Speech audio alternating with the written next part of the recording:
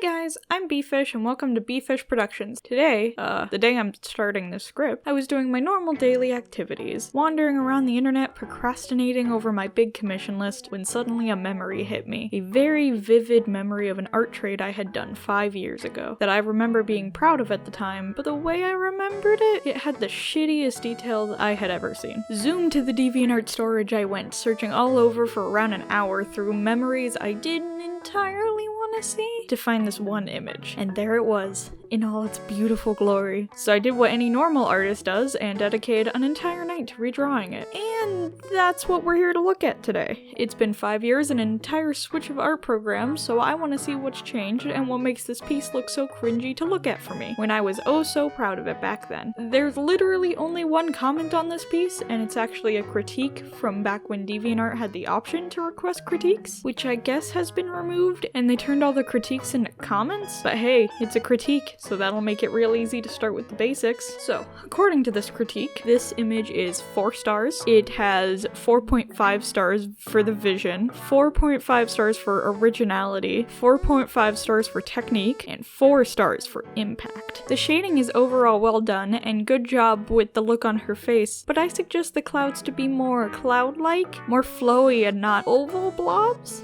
I don't know what word to use. This one is my fault, but I'll still state it. The hair on the left side should be a separate curl, but overall it's an adorable picture. The grass looks nice, but could be touched up upon. PS on the whole cloud thing, it's mainly the cloud closest to the bottom that bothers me. Maybe blend it a little better? But this is to help you improve, so I hope you like my critique. Also, ledges and cliffs aren't squares? Yes, indeed. Cliffs and ledges are not square. I'm honest to God pretty sure this cliff is a PS2 graphic gone wrong. Or maybe this is what flat earthers think the end of the earth looks like. Also 4 stars? Yes, this art right here, this is 1 star away from being a top tier masterpiece. Amazing. Chef kiss. Okay, I'll stop. Everything said in this critique is very correct, although it's missing several other little things I see as well. Of course, either they didn't see it or didn't want to overwhelm poor 15-year-old me. How we're going to do this is I'm going to spread this into 3 different sections. Composition, background, and character.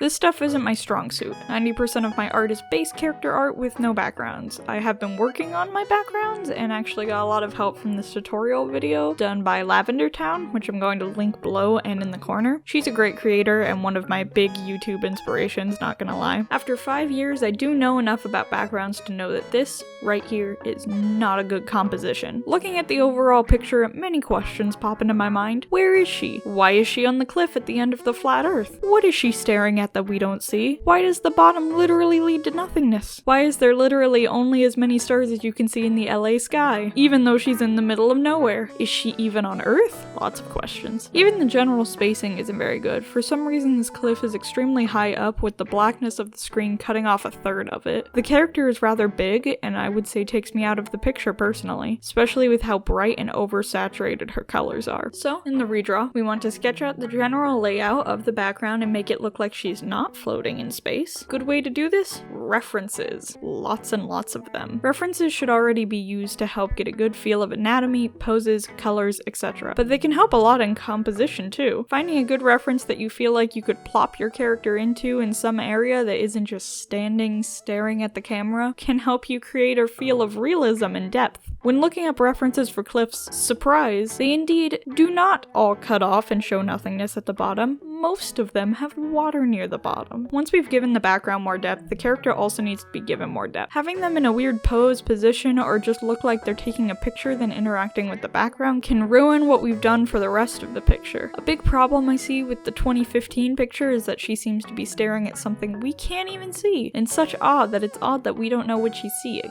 So instead, I want my horsey's back turned towards us so we can really tell that she's staring at the night sky up on the cliff top. So, we've got our composition. What's next? Now, where to start? Obviously there's the things the girl said in the critique. The clouds don't look like clouds, the detail I've brought up a million times about the cliff. The grass could be quote-unquote touched up upon, but in all honesty I think it just should all be thrown in the trash. The grass has this weird issue of only having 3 shades: green, extremely dark green, and extremely light green. The cliff is shaded in a way that it looks like some beginning 3D model. Both pieces of the cliff seem to be way too oversaturated and make no sense lighting wise. The starry night sky is missing like 90% of its stars, which makes me question what she's even gawking at. So many problems in this small drawing. So where to start when redrawing? Let's start with the back, the biggest part of the picture. When looking at the original, I keep staring at the sky, wondering what on earth is so pretty about it to this girl. I mean, who goes out and stares so lovingly at a cloudy sky, right? So because I'm new at this, I called up my friend Tuz Arts, and they helped me out with some of the details about galaxies and night skies, while I also pulled up tons of references. I've just removed all the clouds, because it just kind of made sense. A lot of what was improved in this, I'm not gonna lie, was mostly possible due to the brushes in this new program I've just bought and moved to, Clip Studio Paint, which when doing digital art is one of the biggest things I recommend. If you can, abuse those brushes. Well, I mean, don't use them as a crutch. Gotta find that sweet spot. And even before this newfound brush power, I was still able to make much more pleasing skies and galaxies in Paint Tool Sai, which has much less brush options. I've also added so many new stars. Oh god, so many. Lots and lots of programs have scatter brushes, which help a lot, but before I used to dot them all individually and still get a good amount. I definitely recommend scatter brushes more though. Going on, our scene does not end into black nothingness. Yay! It's not top tier artist water, as I basically had to learn while drawing for this part, but it's better. Colors are much more duller in this picture now compared to the oversaturated colors that relied too heavily on layer styles to clean up the shading for me. They fit much nicer to the tone. Forgive me for the speed paint skip, I ended up doing a big chunk of the background after I was done with the character, but here is also the shading of the stone and grass. Again, I'm not a master at this stuff. Backgrounds aren't an area I'm too good in, but adding texture and shading that helps it look rocky rather than a cube definitely pulls in a lot more depth than the original does. I also attempted to add a city over there, but it wasn't turning out right. Maybe adding some mountains could have helped. Haha, oops. Oh boy. Obviously this isn't human since this was back when I was deep in my brony phase, so maybe these comments might not help some of you. And if you haven't noticed, I'm not using the same character. It's not the coloring or anything, it's because this original drawing was an art trade with someone and I don't really know if they still look at my content or know where the reference for their character is. I can't really critique myself on the colors here entirely because they were color picked from their reference sheet. I can say that the blue hair blends a little too badly into the background, although this is not to say that when you're doing art for someone and they have an OC with colors that do not blend into your background, it immediately means that the art is not going to work. Colors do not need to be 100% on point with the reference sheet when your commission includes lighting and shading. So we're gonna start here with basic anatomy. Obviously with the new one, she's been put into a new pose in the composition, so I'm going to go over it with the old one and redline all the problems I can figure out. I feel like I can see so many problems once the shading is removed, because now I can at least ignore the shading and blend it into sky hair. Instead of going one by one, here's a time lapse of me redlining as much as I could figure out, though in the end, I'll admit I still don't think it could be saved. Now with the other problems I can see that have to do with our finished redraw, we can look at the shading. Obviously, this was a very beginner attempt at soft shading. I used black, while also heavily relying on size layer styles to blend it out for me. It's not blended in very well, and some of the areas are way too dark, while others seem way too light for the scene. Her hair also has some problems you might have noticed by now. I had some weird brush in Sai that I don't have anymore,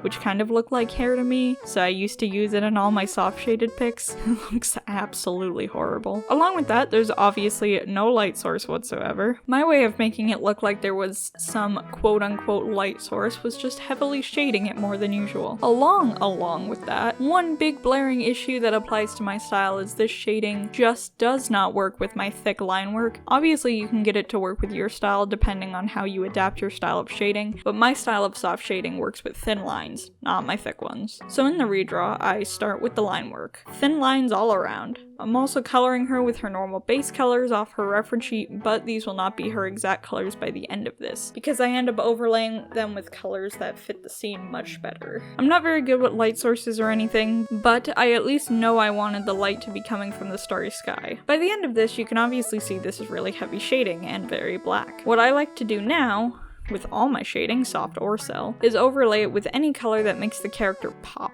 or blends them well into the background. For this one, I tried something new where I used a gradient, so the darker color is pointed toward us but very subtly. I think the only thing here I haven't mentioned is that there's no ground shadow in the original, which I've obviously added now.